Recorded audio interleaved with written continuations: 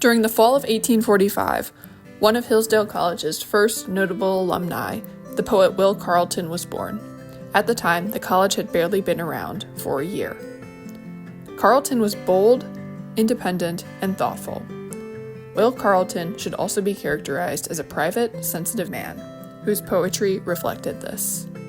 As the son of a farmer in rural Michigan, Carleton alternated between working on his father's farm and his education. He was known for being a rather sensitive youth. As a boy, Carleton recalled climbing up a tree nearby a political rally. When the rally speaker pointed out the boy in a nearby tree, he likened him to one of his political opponents, saying, "They don't know any more about it than that boy there in that tree." The young Carleton was overcome with embarrassment.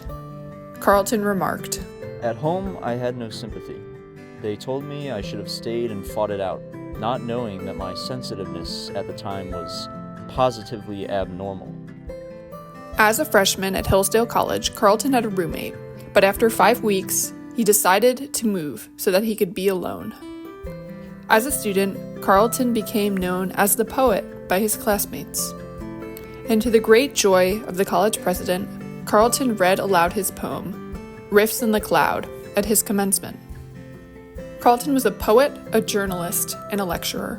As a journalist, his work appeared in the Western Rural, the Hillsdale Standard, the Detroit Weekly Tribune, and others. When he needed to, Carleton had a forthright and professional attitude. In one case, a woman named N.S. Emerson falsely claimed to have written one of his most popular poems, Betsy and I Are Out. To a friend, he wrote, "The whole Emerson story is a clean lie, without one solitary fact to save it from falling of its own weight. Its object was to secure the sale of some copies of her book, which would have attracted no attention but for this discussion, which has been carried on in her behalf by paid agents. I shall probably survive this attack, and, if necessary, a good many more just as violent, but I shall not always be as quiet about these things as I, though policy, have been for the past 3 months." Carleton married Adora Lydia Goodell in 1878, but Carleton did not always share an optimistic perspective on marriage. To a friend, he wrote, "Don't think I'm sentimental, for I am not. I go in for stamps and for making people know I am alive on terra firma. As for domestic life, I am not adapted to it, never expect it, and do not allow myself to sigh for it." An 1873 poem, 1 and 2, which appeared in his Farm Ballads, portrayed a bleak view of love. "If you to me be cold, or I be false to you, the world will go on, I think, just as it used to do."